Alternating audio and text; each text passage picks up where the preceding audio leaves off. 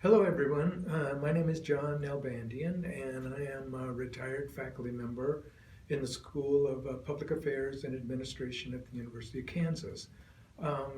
We have specialized for years in educating students for careers in local government, and so I was department chair for a number of years, and that's my academic specialization in local government. In addition to that, I was also on the city council in Lawrence, Kansas. Lawrence, a town of about 100,000 people, university town in the Midwest. And I had two 4-year terms on the city council, and by tradition, our mayor, the mayor's post, rotates among the top vote getters, and so I had a term as mayor in my first term as well as my second term. So I bring to the table the idea a little bit of the academic side and the sort of the practical side of governing as well. Today we're going to talk about, in this short video, I want to talk a little bit about the question, why vote?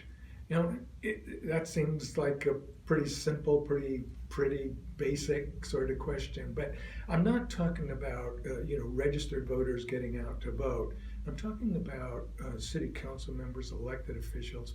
Why do you vote? Especially on issues where there is a lot of expertise involved, a lot of technical expertise involved, engineering expertise involved. Why not just gather group of experts, gather them and have them come up with a recommendation like we do, but then we vote on that. Why do we vote on their recommendation? Why don't they just, if they're the experts, this is what we ought to do. Let's just go ahead and do it. Save ourselves some time and effort, and probably a lot of discussion as well.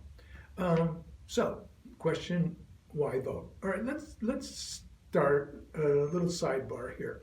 Let's say that you have a maybe 5-year-old.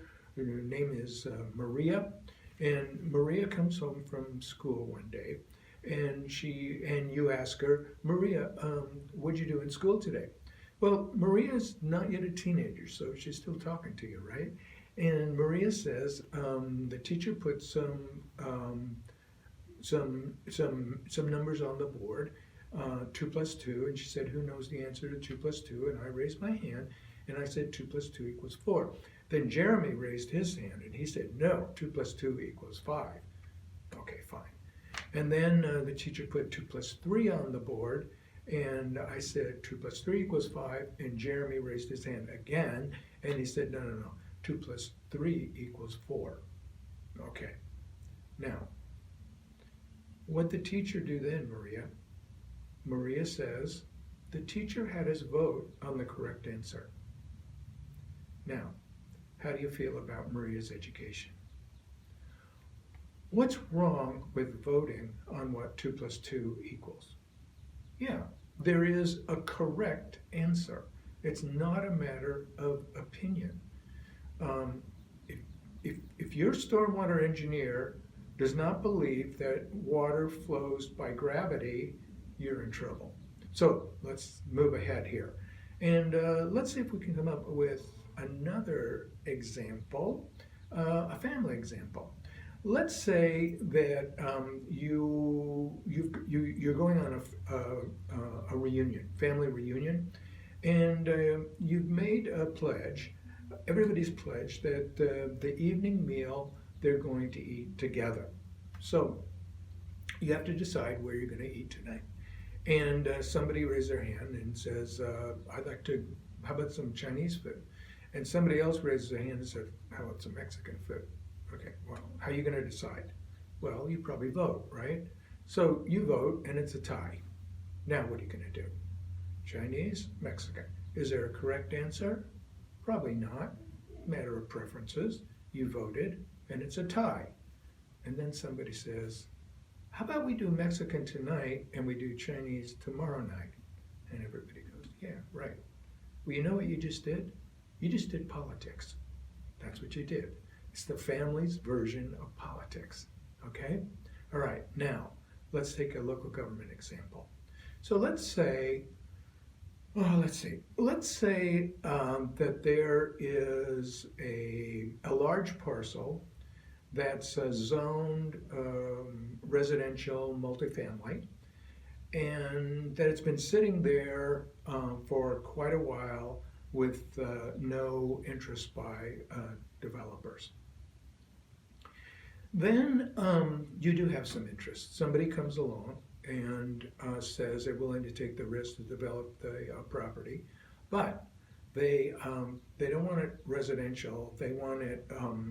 They want it commercial and retail. So the rezoning request is what's on the table. The analysis is done to confirm the portfolio that the developer has brought, the financial portfolio the developer has brought. And in fact, the staff says, yes, this could be of some use to us because it will generate new source of income. This is particularly attractive to the city council because for the past year, they've been engaged in the development of affordable housing master plan, and they're committed to it. The problem is that they've got the plan, but there's not the financial wherewithal to really push it and get it off the ground. This rezoning request, the new development, promises additional revenue that can be channeled into the affordable housing initiative, and so it's very attractive in that sense. However, there's a counterpoint.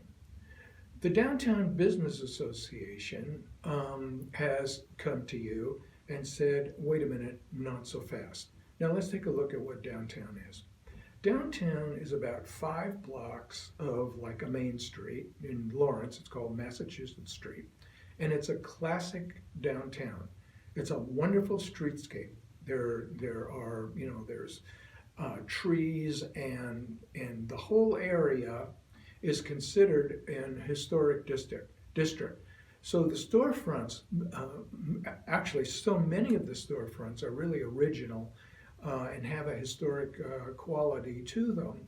And downtown, along with the university, but downtown is recognized as an anchor of the community.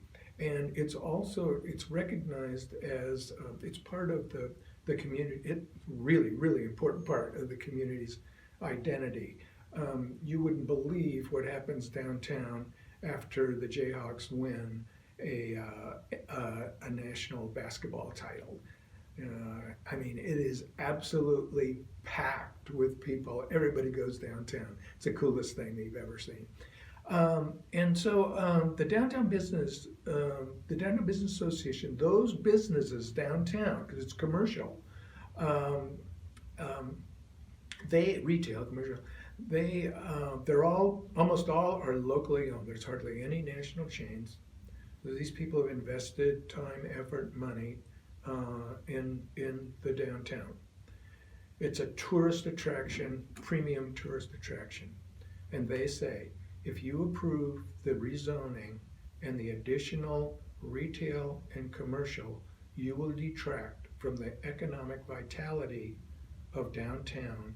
You will diminish our investment, and you will risk an impact on the identity of downtown. Now, that's your situation. What are you going to do? You've got an affordable housing initiative that you could support on the one hand with the additional revenue, but you run the risk of undermining not only the confidence in the locally owned businesses, but also the idea that this is your premium tourist attraction. What's the correct answer? I know what you're going to do. You're going to ask for more and more information. But at some point, more information is not going to answer your question. You need to decide. Affordable housing, downtown vitality. Those are your choices at this point. What will you do? There's no correct answer. You're going to have to do politics, and you're going to have to vote. Thank you very much.